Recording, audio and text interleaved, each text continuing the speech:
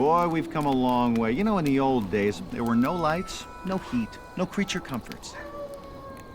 Just creatures. Everyone comfy? No, sir. Not at all. Nowadays, you just plug everything into your car. You got lights, heat. We are out of pesto. I'll make a run. Hey, everybody comfy? No. Not at all. Okie doke. 우리 시대 가장 진화한 전기차, 양방향 충전에 완전히 새로운 현대 아이오닉 5.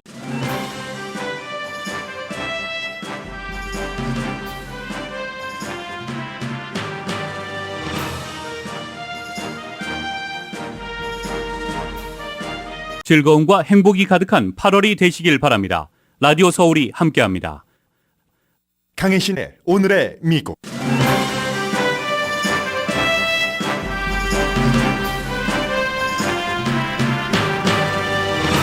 앞으로 10년 안에 미국에 내전이 일어난다고 믿는 사람이 43%입니다. 공화당원은 54%가 10년 안에 내전이 일어날 것이라고 답했습니다.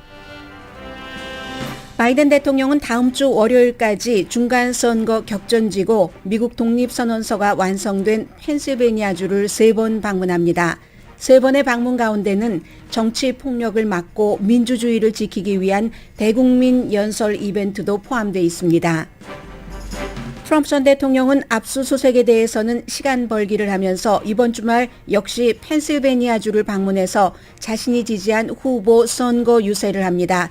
펜실베니아에서의 바이든 대 트럼프 구도입니다. 일본 자동차 회사와 한국 배터리 회사가 제휴해서 미국의 전기차 배터리 공장을 짓습니다. 혼다와 LG 에너지입니다. 주식시장은 다소 회복되고 동시에 채권과 달러는 조금 약해졌습니다. 최저임금 이슈에서는 시간당 $20가 새로운 $15가 되고 있습니다. 캘리포니아주는 패스트푸드 업체의 최저임금이 시간당 $22가 될 수 있습니다. 우크라이나가 나라를 뺏기지 않겠다는 불굴의 의지를 전쟁 초기 러시아에 뺏긴 헤르손을 탈환하기 위한 작전에 쏟고 있습니다. 여러분 안녕하십니까? 오늘의 미국 강혜신입니다. 전직 대통령과 현직 대통령을 동시에 비교해 가면서 보도하는 일이 흔치 않습니다. 그것도 대통령 선거가 끝난 지 1년 10개월이 되고 새로운 대통령이 취임한 지 1년 8개월이 되는 시점에 있는 일입니다. 그만큼 미국이 굉장히 어수선하다는 얘기가 될 수 있는데 보통 이제 여론조사 하면은 늘 있는 여론조사 이렇게 생각하기 쉽지만 미국 사람들이 10년 안에 10년이면 여러분과 제가 미국에서 살고 있는 시점입니다. 혹시 이 방송을 미국이 아닌 한국이나 다른 나라에서 듣고 계시다면 여러분의 자녀분들이 공부를 하고 있는 나라가 될 수도 있고 여러분들께서 혹시라도 이민 계획을 세우고 있는 나라 아니면 친인척들이 살고 있는 나라입니다. 10년 안에 내전이 일어난다. 이 내용을 미국의 어떤 여론조사 기구가 조사를 한 결과 발표라면은 어느 정도 좀 한쪽에 치우친 것이겠거니라고 생각할 수 있지만 영국의 여론조사 기구 가장 신뢰받는 YouGov와 이코노미스트가 공동으로 여론조사한 결과입니다. 이 내용이 가디언의 미국면 탑뉴스로 실렸고 미국 언론에서도 인용을 해서 보도를 합니다. 민주당과 무당파 그리고 공화당이 생각하는 것에는 약간의 차이가 있지만 그렇지만 전체적으로 다 합해보면 43%가 100년이 아니라 10년 안에 미국에 내전이 일어날 가능성이 있다고 답변을 했습니다.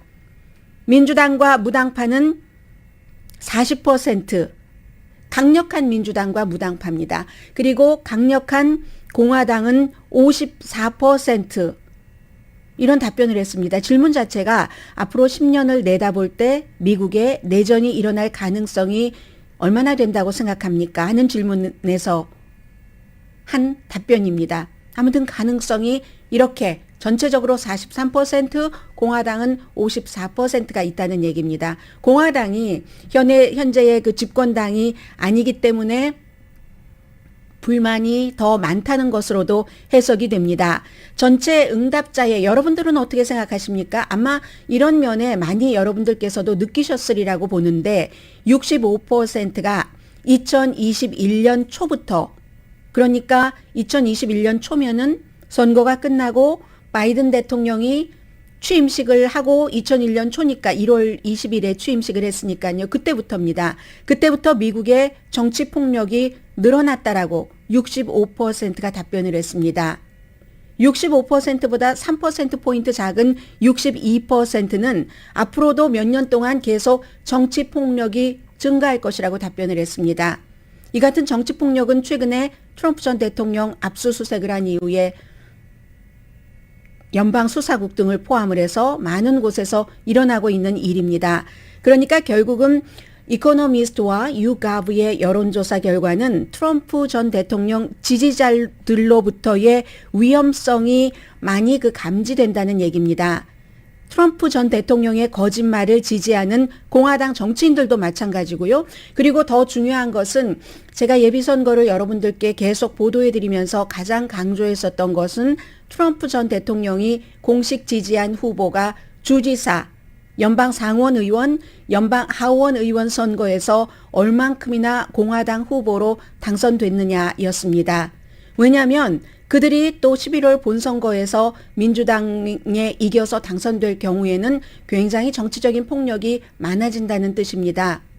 그 이유는 2020년 대통령 선거 결과를 믿지 않고 트럼프 전 대통령이 지금도 대통령이라고 믿는 것을 가장 앞에 내세웠기 때문에 트럼프 전 대통령이 그들을 공식 지지했기 때문입니다. 지금 이 상태이기 때문에 미국이라는 국가는 세계에서 주목을 하고 있고 과연 미국이 흔들릴 것인가 하는 것을 영국의 유가브라는 여론조사기구, 이코노미스트라는 매체도 신경을 쓸 수밖에 없는 겁니다.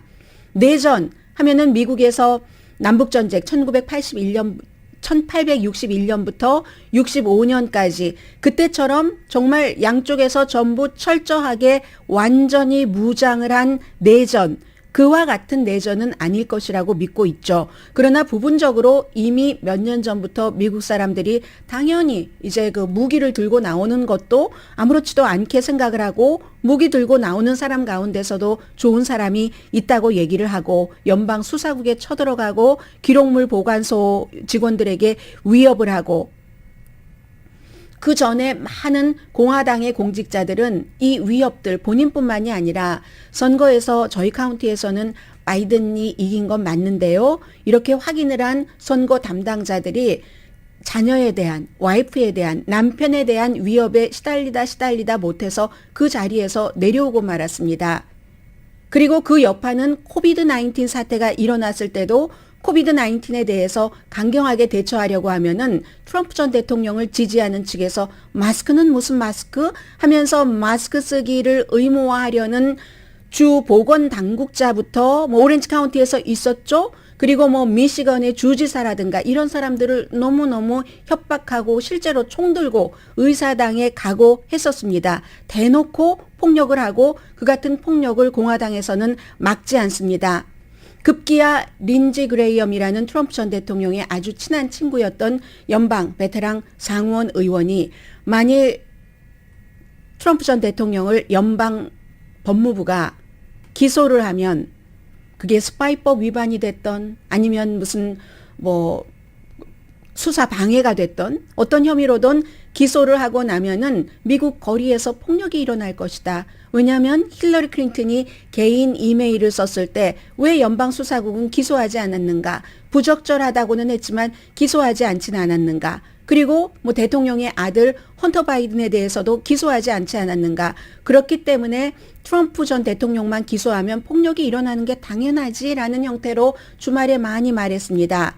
헌터 바이든도 공화당이 주도하는 상원에서도 무척 많이 그를 기소하기 위해서 수사를 하고 조사를 했지만 결국은 내린 결론이 기소할 이유가 없음. 공화당이 내린 결론입니다. 그리고 나서 린지 그레이엄 의원에 대한 비난이 어제 무척 심했습니다. 질타라고 표현하면 되겠네요. 가장 대표적인 질타가 메리 맥콜드라는 전직 법무부 차관 대행이 한 얘기입니다. 선출된 공직자가 법 집행기관과 법무부가 제 역할을 했다고, 연방수사국과 연방법무부가 제 역할을 했다고 폭동이 일어났다고 말하는 것은 믿을 수 없을 정도로 무책임한 것이다. 사람들은 화를 내고 폭력적이 될 수가 있다. 그건 린지 그레이엄도 알고 트럼프 전 대통령도 안다. 그런 사람들을 왜 화를 내고 폭력적이 되는가? 왜냐하면 린지 그레이엄, 트럼프 전 대통령과 같은 사람들이 하는 말을 그대로 믿고 행동하기 때문이다. 1월 6일 의사당 폭동 사건도 마찬가지 일이었고 그로 인해서 9명이 숨지고 자살한 사람도 있고 fight like hell. 죽을 때까지 싸우라고 얘기를 했기 때문에 정말 죽을 때까지 싸우려고 갔었기 때문에 그 같은 폭동이 일어났다고 얘기를 합니다. 이렇게 비난을 하니까 린지 그레이엄이 어제는 내 말은 폭력을 말하는 게 아니다. 폭동에서 폭력을 빼면은 안고 없는 찐빵이지 뭡니까? 이제 본인도 아차 싶었다는 것이죠. 그렇기 때문에 지금 공화당은 딜레마입니다. 뉴트 깅그리치 전 하원 의장, 트럼프 전 대통령 재임 시에 누구보다도 가까웠고 트럼프 전 대통령을 강력히 비호했죠. 그렇게 비호하는 가운데서 본인의 와이프가 아무런 무슨 경험은 없지만 본인이 이제 예전에 스텝으로 있어서 암 투병 중이던 와이프에게 이혼장 내밀면서 당신 나 이혼해 줘야 되겠어 하고 이혼하고 결혼한 여성입니다. 그 여성을 트럼프 전 대통령을 강력히 비호했기 때문에도 그렇겠죠. 바티칸 대사로 임명받아서 바티칸 대사를 지냈습니다. 그 뉴트 깅그리치가 공화당은 민주당을 물리치는 데 집중해야 되고 그렇기 때문에 바이든 대통령을 비난하는 데 집중해야 된다. 이것도 지금은 조금 약간 상황은 달라진 것 같아요. 민주당이 바이든 대통령에 대해서 며칠 사이에 조금 더 따뜻하게 다가가고 있거든요. 여러 가지 성과가 있고 여론조사 결과가 좋아지고 있으니까. 어쨌든 뉴트 깅그리치 전 하원 의장은 린지 그레이엄하고는 달리 하는 얘기가 공화당의 초점은 트럼프 여서가 아니고 11월 선거에서 이기는 것이다. 승리하는 것이어야 된다. 트럼프 전 대통령은 자신 변호를 아주 잘합니다. 잘 해낼 겁니다. 우리는 민주당을 공격하면서 하원, 상원을 탈환해야 됩니다. 라고 얘기를 하는 공화당도 있습니다. 이런 뉴트 깅그리치 형태의 공화당은 처음에 트럼프 전 대통령이 집을 압수수색 당했을 때 많은 공화당이 저건 뭐야 하고 목소리를 높였다가 마치 이제 압수수색 영장을 청구할 때에 진술서가 공개되고 나서는 입을 다무는 그 분위기와 같은 거죠. 왜냐하면 그 안에 무엇이 들어있는지 사실 알 수 없고 메릭 갈란드 법무장관이 저렇게 할 정도가 되면 뭐가 있을 거야 라고 생각하는 공화당이 많기 때문입니다. 그렇지만 그러면 뭐합니까? 또 언론도 공화당의 많은 정치인들과 마찬가지로 폭력을 조장하는 면도 없지 않아 있습니다. 예를 들어서 하나만 말씀드리자면 오늘 대부분의 매체는 뭐라고 얘기를 하냐면 트럼프 전 대통령이 압수수색에 대해서 스페셜 마스터, 특별 감찰관을 이제 딱 지정을 해주도록 법원에 요청을 했고 고소를 했고 법무부를 그렇게 했고 그리고 가져간 자료 중에서도 대통령의 뭐 특별 권한이라든가 아니면 무슨 변호사와 클라이언트 간의 어떤 비밀 유지라든가 이런 것들이 있는 것이 그런 건 다 돌려내놔라. 그럴 수 있겠죠. 왜냐하면 21박스를 이번에도 무작위로 가져갔고 이번에 열어본 것이 15박스니까 그럴 수도 있을 겁니다. 거기에 완전히 그 자료 보관한 것도 뭐 신문과 잡지 조가리 이런 것들이 다 섞여서 엉망진창으로 국가 1급 특급 비밀을 보관했다는 것 아니겠어요? 그러니까 당연히 섞여 있을 수가 있겠죠. 트럼프 전 대통령은 아무튼 이런 얘기를 하고 있는데 이 내용을 보도를 대체적으로 모든 언론이 이렇게 보도를 합니다. 보도를 하면서 그런데 too late. 왜냐하면 이미 연방수사국 법무부는 가져간 자료 검토가 끝났다는 겁니다. 이렇게 보도를 하는데 월스트리트저널은 헤드라인을 어떻게 뽑느냐면은 월스트리트저널도 트럼프 전 대통령과 이제는 애증의 관계이긴 하지만 아직도 공화당인 겁니다. 그래서 월스트리트저널은 그 많은 제가 앞에 말씀드린 내용보다는 이 압수해간 자료 가운데서는 이 해당되지 않는 자료 일부 자료도 있다. 그러면 헤드라인 뉴스만 본 사람들은 해당되지도 않는 것들을 가져갔구나 라고 생각을 하죠. 그렇기 때문에 이게 그 미국에서 계속 정치적인 분열을 일으킨다는 겁니다. 영국 신문 가디언과 인터뷰를 했습니다. 카네기 국제평화기금의 내전, 이 국민들 사이의 전쟁의 전문가인 레이첼 클라인펠드 이 전문가가 인터뷰에서 지금 미국이라는 나라가 여기까지는 대통령 선거도 공화당이 주도하는 주에서도 제도가 있기 때문에 법적 장치가 있기 때문에 바이든이 이긴 것을 트럼프가 이겼다고 할 수 없었고 그 사람들이 지금 완전히 그 트럼프 전 대통령 지지자들로부터 압박을 받으면서도 그 본인들이 했었던 그것을 그대로 유지하고 있는데 이건 제도의 유지잖아요. 인스티튜션의 유지입니다. 그런데 이 제도, 인스티튜션이 약해지면 얘기가 달라진다. 내전이 발생할 수가 있다. 그게 바로 연방수사국을 쳐들어가고 기록물 보관소에서 트럼프 전 대통령에게 가져간 건 내놔라 해서 이렇게 시작된 것이니까 그 사람들에 대해서 위협이 증가하고 이런 일들. 그래서 만일 그렇다면 정말 10년 안에 미국의 내전이 일어날 수도 있다 하는 이런 분위기입니다. 그래서 지금 바이든 대통령이 오늘도 펜실베니아를 가고 목요일에 다시 가고 다음 주 월요일이 노동절입니다. 노동절에 갑니다. 먼저 오늘부터 말씀드리면 오늘 가는 곳은 윌스크 베어 지역으로 윌스크 대학교에서 백악관이 주최하는 공식적인 행사를 하는데 이건 이제 공공안전에 초점을 맞춘 연설을 합니다. 그리고 다시 펜실베니아주 이번에는 필라델피아로 갑니다. 필라델피아에 독립기념관이 있죠. 그래서 그곳에서 국가의 영혼을 위한 계속되는 전투 이런 내용의 대국민 연설을 하게 됩니다. 황금 시간대에 연설을 합니다. 이 필라델피아라는 곳이 독립기념관이라는 곳이 독립선언을 한 곳이고 헌법을 만들기 위해서 많은 사람들이 토론을 하고 그 헌법에 서명을 하고 했었던 곳입니다.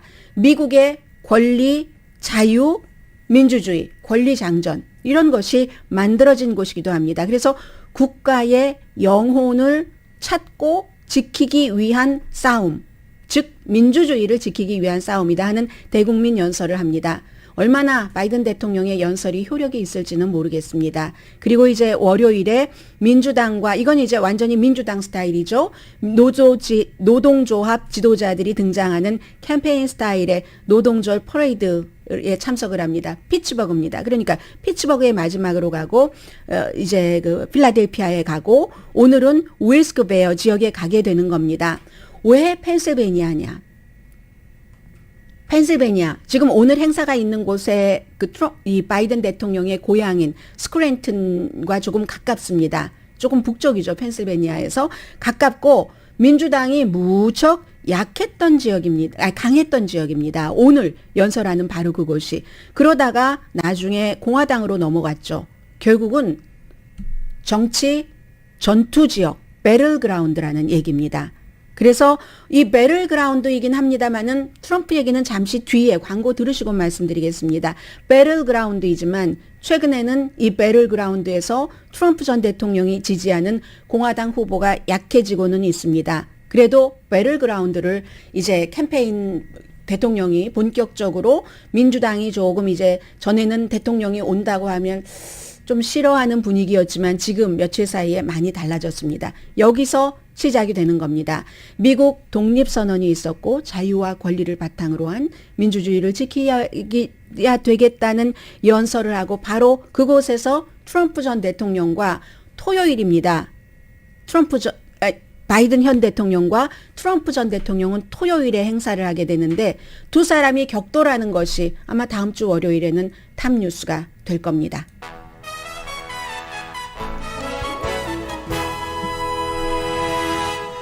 오늘의 미국은 존경받는 기업 17년 연속 1위, 소비자 신뢰도 1위인 유한양행 뉴오리진 미주 총판 피부과학 셀리온, 이민법 가정법 전문 제인정 종합법률 사무소, 절개를 최소화하는 복강경 수술 전문 장지아 외과, 프리미엄 고기 쌈밥 전문 레스토랑 쌈, 재래식으로 직접 만드는 검정콩 생순두부 수라원 순두부, 한국 홈쇼핑 공동펀입니다. 잠시 뒤에는 이제 트럼프 전 대통령의 토요일 행보를 전해드리고 또 하나는 아마 지금도 미국에서도 나는 일본 자동차는 절대로 안 사. 직원들이 일본 자동차 사는 것 싫어하시는 분들도 계시다고 들었습니다. 직접 들은 얘기예요. 그래서 그분은 아주 좋은 분이기도 하고 한데 직원들이 한국 자동차를 사면은 어떤 보조를 해주시는 분이 계시다 하는 얘기를 들었는데 그런데 지금 시대가 달라집니다.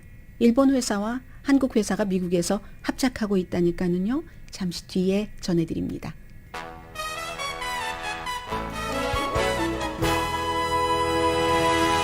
라디오 서울 방송 오늘의 미국 듣고 계십니다. 네, 이 정도면 정말 좀 괴상한 요구이기는 하네요. 트럼프 전 대통령이 오늘 자신의 그 소셜 네트워크에 선거를 다시 해야지 된다라고 주장을 했습니다. 새벽에 예전에 그 대통령 할 때도 새벽에 트윗 많이 했었죠. 새벽 1시 46분에 대통령 선거를 지금 당장 뭐 다시 해야지 된다.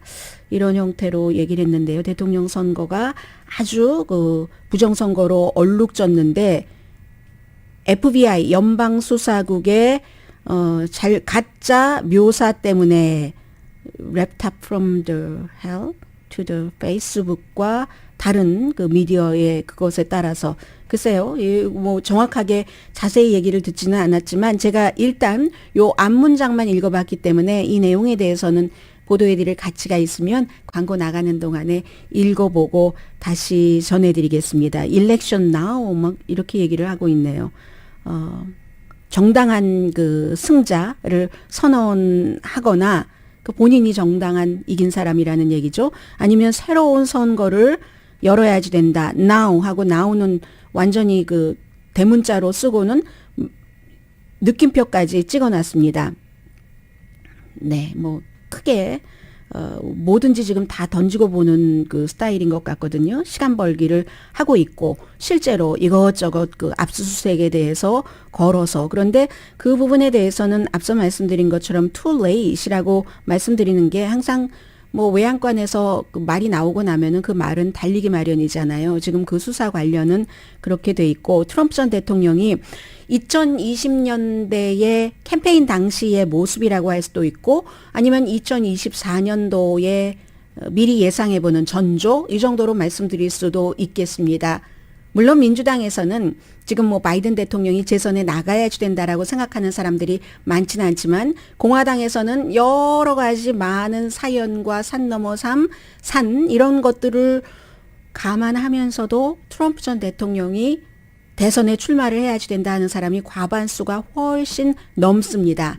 토요일에 트럼프 전 대통령이 이번 주에 오늘과 목요일 2번 다녀간 바이든 대통령이 펜실베니아주에서 자신의 지지를 받고 있는 본인이 공식적으로 지지한 3명의 후보를 후원하는 행사를 합니다. 오늘 미리 이렇게 선거를 지금 당장 치르거나 아니면 내가 대통령이라고 다시 발표를 해라라고 주장을 하는 것을 보면은 토요일에 있을 그 정치 이벤트가 어떨 것인가 하는 것은 짐작이 좀 됩니다. 짐작대로라면은 무척 그 극단적인 말들이 오고 갈 것 같습니다.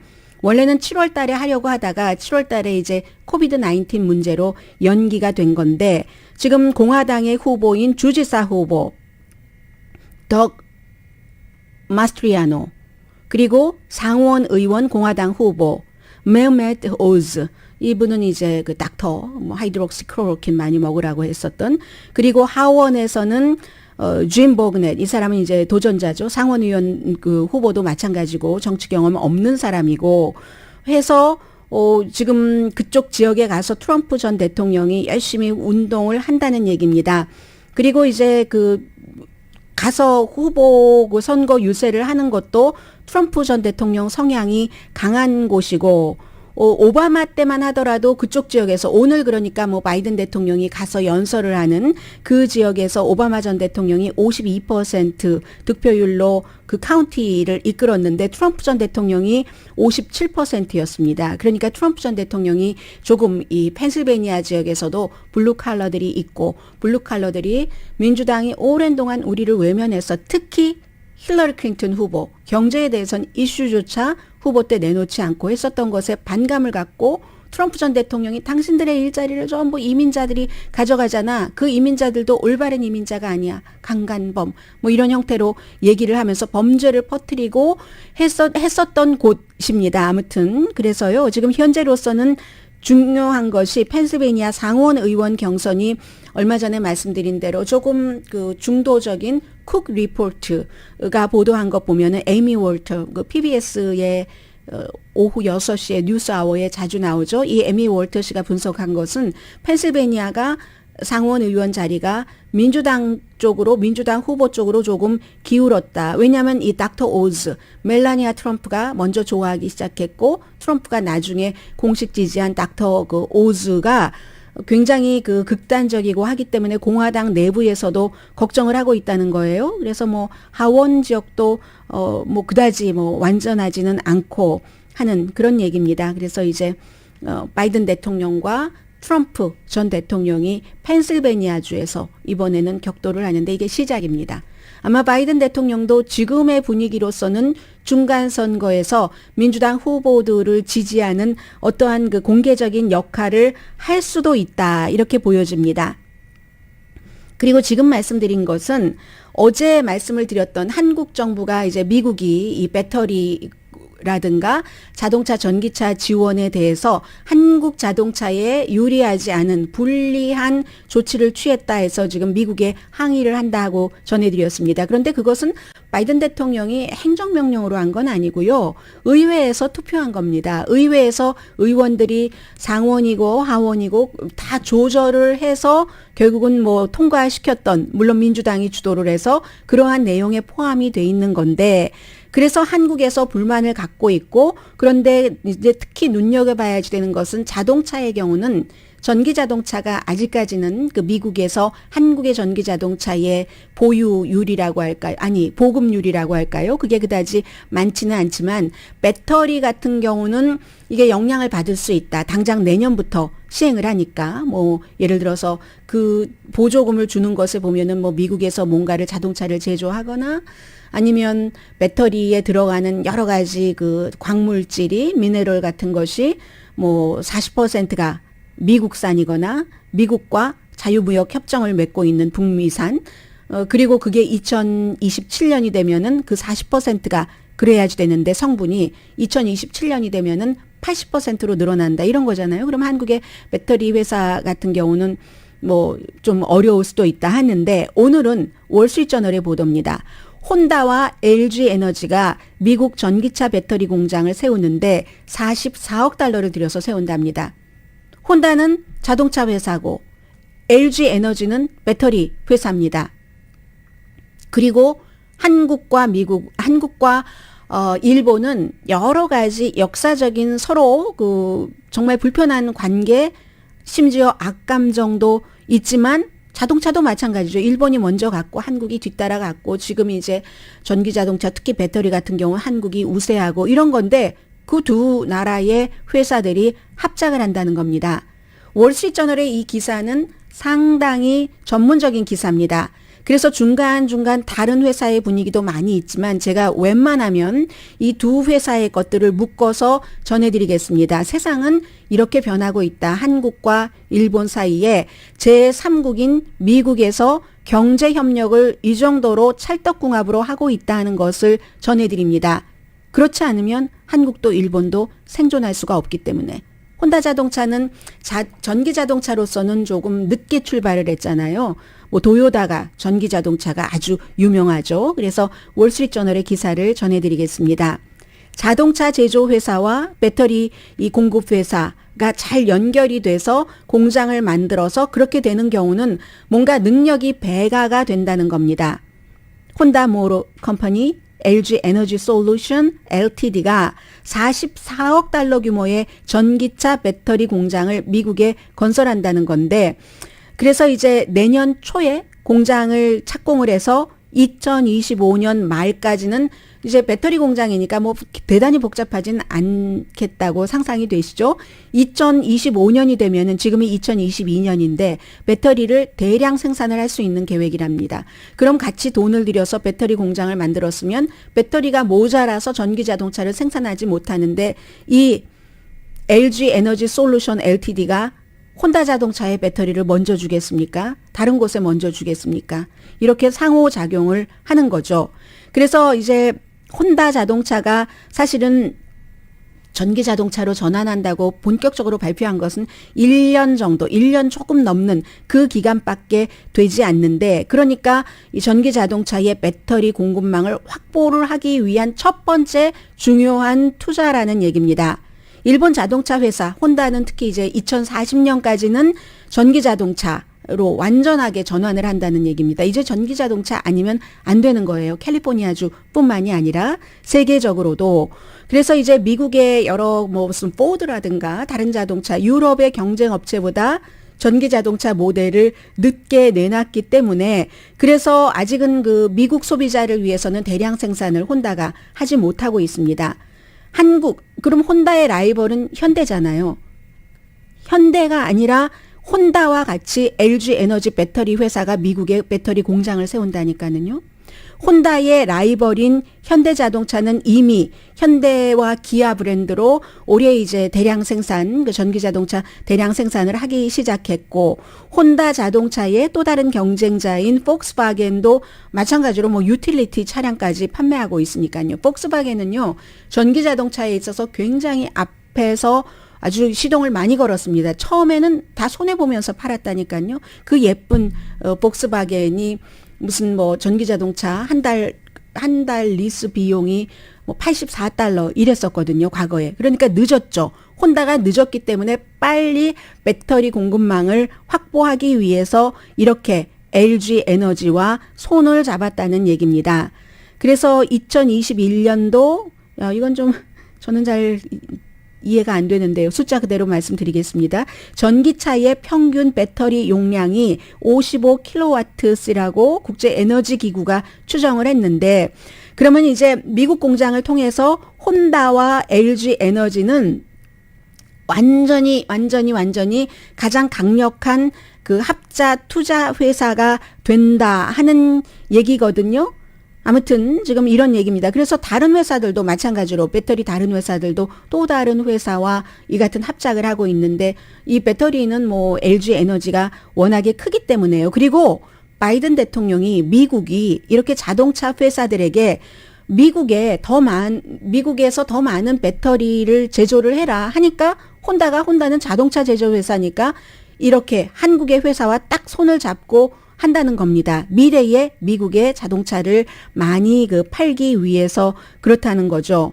아무튼 그런 얘기고요. 그 밖에 다른 내용들도 많이 있는데, 어쨌든 LG 에너지가 전기차 배터리 시장의 20%를 장악을 하고 있답니다. 판매 대수로 볼 때. 그렇게 되고, 그리고 LG 에너지가 뭐 꼭 혼다만 하는 것은 아니죠. 당연히 뭐 GM, 제너럴 모터스라든가 현대라든가 뭐 스텔란티스 이렇게 뭐 합작 투자 같은 것도 하고 공급도 하고 한다는 얘기 전하고 있고요. 아무튼 그렇게 될 때 지금 전문 기구에서 보기는 S&P 글로벌 레이팅이 하기엔 생각해 볼 때는 중국의 회사, 중국의 Contemporary Amperex Technology라는 회사와 LG 에너지 그리고 파나소닉 다 이제 배터리를 만드는 회사입니다. 이런 회사들이 2025년까지 전기차 배터리 시장 점유율의 50% 이상을 차지할 것으로 예상이 된다는 겁니다.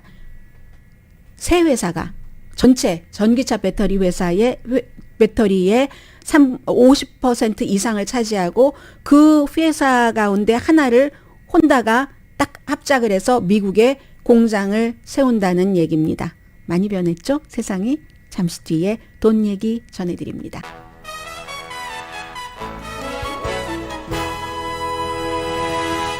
라디오 서울 방송 오늘의 미국 듣고 계십니다. 네, 이제 중국은 뭐 삼성 반도체 칩이 필요하고, 삼성 반도체는 중국에서 원료가 있어야지, 재료가 있어야지 또 그 반도체를 만들고, 심지어 뭐 애플과 삼성도 서로 뭐 같이 하고 있는 일들도 있고, 이제 세계가 다 그렇게 됩니다. 예전에는 어떤 국가 간의 분쟁이 없으려면은 결혼을 해야지 된다. 그 민족과 이 민족, 특히 가장 확실한 예가 이스라엘 민족과 팔레스타인이 서로 결혼을 해 사돈지간이 돼야지 된다라고 했는데, 지금은 경제 협력입니다. 안보도 경제와 많이 연관이 돼 있죠. 주식시장 지금 어떻습니까? 어제 뭐 금요일 내려갔었는데 지금도 271포인트. 제가 방송에 들어오기 전까지는 조금 나았었거든요. 그러다가 나스닥도 159포인트 마이너스, S&P 500도 43포인트 지금 마이너스를 기록하고 있습니다. 분위기 보는 것 같아요. 말하자면 간보기인 것 같습니다. 예를 들어서 금요일, 월요일 어제 두 번 굉장히 나빴고 오늘 새벽에 조금 괜찮다가 이거 나빠지는 것 중지되는 것 아닌가 이런 신호로 보려고 했는데 제가 방송을 진행하는 사이에 다시 나빠지고 있습니다. 그래서 어제 같은 경우는 뭐 2년 만기 채권 그리고 10년 만기 그 채권도 국채의 수익이 조금 줄어들었고 달러도 약간 약세였는데 지금 또 다시 강세로 돌아서고 있겠네요. 결국은 이제 소비자 확신 지수 같은 거 발표 나올 테고 금요일이 되면은 농업 외에 그런 어떤 뭐 잡 오프닝 같은 것들도 나올 테니까 그런 것들도 또 봐야 될 것 같습니다. 그러니까 안전하지 않은 상황에서 시속 게임 같은 것을 조금 하고 있고 이럴 때 아주 선수들은 또 지금은 투자할 때다 하고 베어 마켓이 맞아 하고 투자를 하시는 분들도 계실 것 같고요. 어떤 분들은 하나의 아이템만 계속 가지고 뭐 하나 뭐 애플이 지금 뭐 몇백 달러밖에 안 하니까 그러니까 그거를 그때마다 이제 사 모으고 하시는 분들도 계시다고 하는데 그런데 뭐 그럴 수도 있고 아닐 수도 있고 네 아무튼 모든 의견이 다 존재하는 지금 그런 때고요. 시간당 20달러가 새로운 15달러다. 예전에 무슨 이게 우리 지금 이 상황이 뉴 노멀이야. 뭔가 전에는 이랬는데 일상이 되는 것을 우리가 뉴노멀이야 이렇게 얘기를 하는데 새로운 20달러가 새로운 15달러다. 이거는 최저임금에 대해서 말씀을 드리는 것입니다. 구직 사람 이제 구하고 알려주고 하는 그런 그 플랫폼인 인디드가 발표한 데이터를 보니까 더 많은 지금 일자리를 구하는 사람들이 저 시간당 20달러는 주셔야지 되겠는데요. 최저임금에 대해서 그렇게 요구를 하고 있다는 겁니다. 10년 전에요. 물론 지역에 따라서 지금 15달러 넘는 그런 곳도 많이 있지만 로스앤젤레스도 마찬가지입니다. 10년 전에 패스트푸드 업계에서 일하는 사람을 위해서 15달러를 위한 투쟁이라는 게 만들어졌습니다. Fight for $15. 이게 10년 전에 만들어졌을 때 그때는 상상도 하지 못했었죠. 아니 최저임금이 15달러란 말이야. 그런데 지금은 이제 캘리포니아주에서는 어제 통과됐죠, 법이. 어떤 그 패스트푸드 업계에서 일하시는 분들을 일하는 환경을 개선하기 위한 법안 상원에서 통과했습니다. 이건 22달러입니다. 시간당. 패스트푸드 업계에서 일하시는 분들. 아직 게빈 뉴섬 주지사가 여기에 대해서 서명을 한다, 서명을 하지 않는다라는 발표는 하지 않았는데 혹시 제가 방송 들어오고 나서 발표가 됐는지는 모르겠습니다만은요. 그렇게 될 때 서명하면은 시간당 뭐 최대 22달러까지 패스트푸드 캘리포니아주에서 일하는 사람들은 받을 수 있습니다. 지금 뭐 코스코라든가 아마존 창고 직원은 뭐 이것보다 더 받고 있고요. 그래서 바로 국제 유니온, 국제 그 서비스 임플로이 인터내셔널 유니온 거기에 이제 그 회장이 얘기하는데 이미 15달러인 주가 많으니까요. 주정부 차원에서도 그렇고 아니면 시정부 차원에서 다 달라지니까 그런 곳은 더 높은 최저임금을 줘야지 된다. 이런 것을 굉장히 권장을 지금 하고 있다고 하고 있거든요. 아무튼 지금도 15달러 이상을 받게 하려는 시골 이런 지역에서도 그런 노력을 많이 하고 있습니다. 어쨌든 결론은 최저임금 20달러가 현실이 되든지 되지 않든지와 상관이 없이 지금 최저임금으로 돈을 받고 일을 하려고 일자리를 찾으시는 분들은 전에는 저 15달러 정도 주셨으면 좋겠는데요 라고 했었던 것을 20달러로 바꾸는 것이 새로운 노멀이 됐다 하는 내용 전해드렸습니다. 잠시 뒤에 제가 이 내용은 물론 그 뉴스를 하는 사람으로서 잊지 말자는 그 잊지 않고 싶은 청취자 여러분께서 그런 마음도 있지만 실제로 배우는 것도 있어요. 잠시 뒤에 전해드립니다.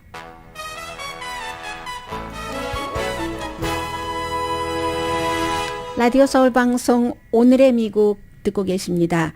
네, 우크라이나를 먼저 말씀드리겠는데 대단한 그 국민성의 국가입니다. 헤르손 하면은 이제 그 거의 제일 먼저 점령당한 그 지역에 포함이 됩니다.